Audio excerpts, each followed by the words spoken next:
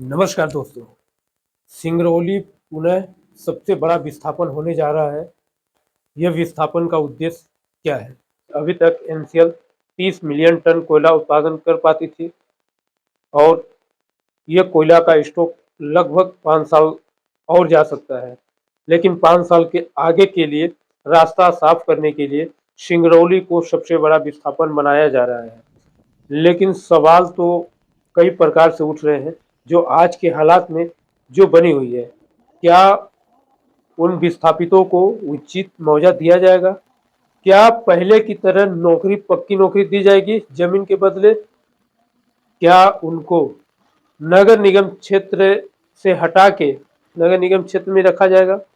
इसी सब चीज के लिए लड़ाई है दोस्तों। और आज एनसीएल के मुख्यालय पांचों गेट पे स्थानीय विस्थापित लोगों ने गेट जाम कर दिया है और आज के ज्ञापन सौंपने का यही मांगे हैं जो विशेष रूप से है, जो कि एनसीएल के द्वारा मकानों का मुआवजा 3 रूप से दिया जा रहा है।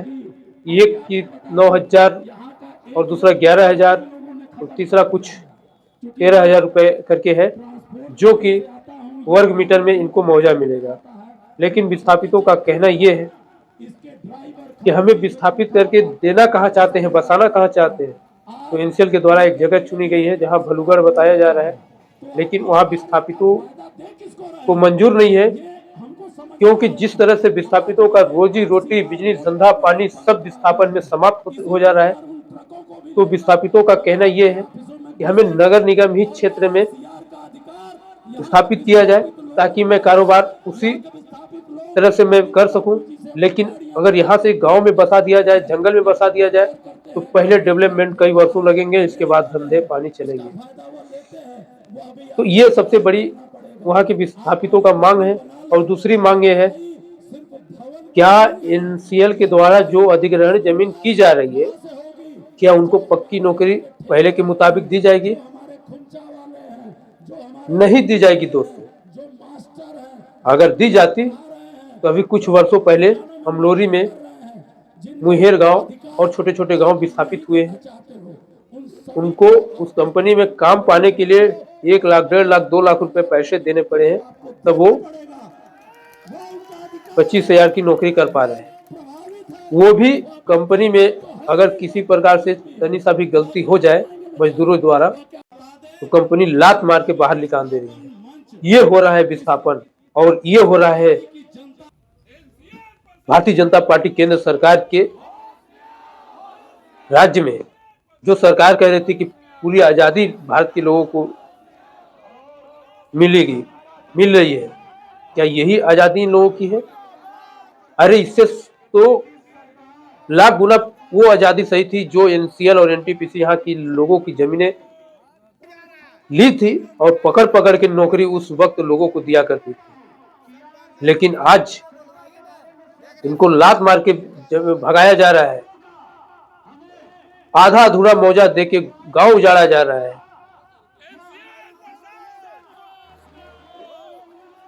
क्या इस पे स्थानीय नेताओं को बोलने की जरूरत नहीं है? क्या इस मुद्दे को उठाने की जरूरत नहीं है? अब तो वो नेता रोने लायक भी नहीं है, क्योंकि पहले रोआ करते थे कि हमारी केंद्र में सरकार नहीं है, कोई सुनता नहीं है। लेकिन आज सिंगरौली से लेकर भोपाल से लेकर दिल्ली तक सरकार है। अब तो उनको न्याय, उचित न्याय दिलवा दीजिए। इसीलिए उम्मीद करके जनता नेता चुनती है, वरना क्या जरूरत है ऐसे नेताओं को जो घर में बैठे रहे, विधायक, सांसद, राज्य मंत्री, मुख्यमंत्री। क्या हो सकता है ऐसे नेताओं को चुनने के लिए जो विस्थापितों के साथ अन्याय होते देख रहे हैं। और आपको बता दें कि जैसे ही मोरवा विस्थापन होगा और यहाँ वहाँ का एनसीएल का हेडक्वार्टर बैढ़न क्षेत्र यानी हर्रई में जो एनसीएल की जमीन खाली पड़ी हुई है उसमें आएगा। ये कंफर्म हो चुका है, उसमें हेडक्वार्टर बनेगा। लेकिन उस जो जमीन खाली पड़ी हुई है उसमें भी विवाद चल रहा है। मामला हाई कोर्ट में भी सुनने में आ रहा है कि चल रहा है, क्योंकि जब से एनसीएल जमीन ली है सिर्फ खाली छोड़ दी है। और विस्थापितों का जो उसमें विस्थापित हुए थे उस जमीन से, उनका कहना है कि अगर एनसीएल कुछ काम कराती होती तो यहाँ के स्थानीय लोगों को रोजगार कुछ मिला होता। लेकिन खाली जमीन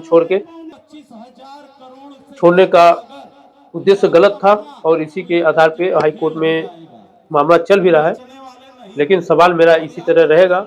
और दोस्तों, अगर मेरा सवाल आपको अच्छा लगता है तो प्लीज़ कमेंट में ज़रूर बताइए और अपना भी राय रखिए, और क्या होना चाहिए और किस आधार पे वीडियो बनाना चाहिए हमें, तो वो भी उसी तरह बनाऊँगा। और मेरे वीडियो को भी शेयर कीजिएगा। अगर फेसबुक पे देख रहे हैं तो मेरा फेसबुक नया है, फॉलो कर लीजिएगा। यूट्यूब चैनल पे देख रहे हैं तो मेरे चैनल को भी सब्सक्राइब कर लीजिएगा, और इस वीडियो को ज़्यादा से ज़्यादा शेयर कीजिएगा। शेयर इसलिए कीजिएगा क्योंकि इतना बड़ा विस्थापन होके, सिंगरौली से कोयला निकाल के सिंगरौली में ऊर्जा बना के अन्य राज्यों में उजाला किया जा रहा है, और अपने सिंगरौली को गड्ढे में डाल के भाटने का सिंगरौली वासियों के साथ काम कर रही है ये सरकार, जो कांग्रेस से तन आकर भारतीय जनता पार्टी की सरकार चुनी थी। बहुत बड़े बड़े उम्मीद लेकर जनता वोट दी थी, बहुत बहुमत से जिताई थी, लेकिन आज वो दुर्दशा देखने को मिल रहा है जो कांग्रेस में कभी नहीं हुआ। तो साथियों, आज का वीडियो बनाने का मेरा यही उद्देश्य है। फिर मिलेंगे नेक्स्ट वीडियो में, तब तक के लिए इजाजत दीजिए। नमस्कार। हाथ से हाथ पकड़ के आपके अभी ऑफिसों को घेरा है, इसके बाद पूरी कॉलोनियों को घेरेगी, आपकी खदानों को घेरेगी, आपका कोल्ड स्टोरेज बंद करेगी।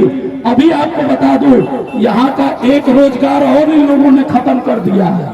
क्योंकि मैं ट्रांसपोर्ट लाइन से आता हूँ, यह आम आदमी को नहीं समझ में आता है। ये जो ट्रकें चलती है ना, इसके ड्राइवर खलासी जो तनख्वाह पाते हैं वही पैसा बाजार में आता है। आज उनके लिए भी इनके पास कार्य नहीं बचा है, तो ये कार्य का फायदा दे किसको रहे हैं, ये हमको समझना होगा। आज ये आरसीआर मोड का कोयला बंद करा दिए हैं, इसी प्रकार उन ट्रकों को भी लेकर हम आपके ऑफिसों में घुसेंगे, और वह आरसीआर का अधिकार यहाँ के विस्थापित लोगों का है। यहाँ के विस्थापित लोग अपनी जमा पूंजी से अपनी गाड़ियां चलाते हैं, अपनी ट्रकें चलाते हैं, यहाँ का व्यापार करते हैं, गैरेज है, ठेला है, रेडी वाले हैं, उसका फायदा वो लेते हैं। वो अभी आपको चालू करना पड़ेगा। आप पूरी प्लानिंग बना लो।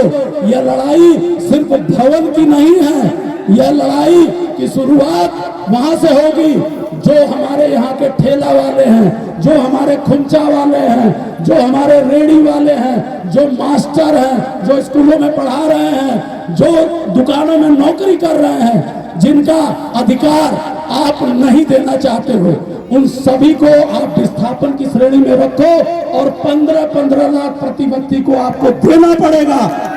वो उनका अधिकार है, वो प्रभावित है, वह विस्थापित तो है ही, वह प्रभावित भी है। वह कहाँ जाएंगे बेचारे? वह क्या बता दे कि सिंगरौली विस्थापन मंच, इस सिंगरौली की जनता एनसीआर प्रसाद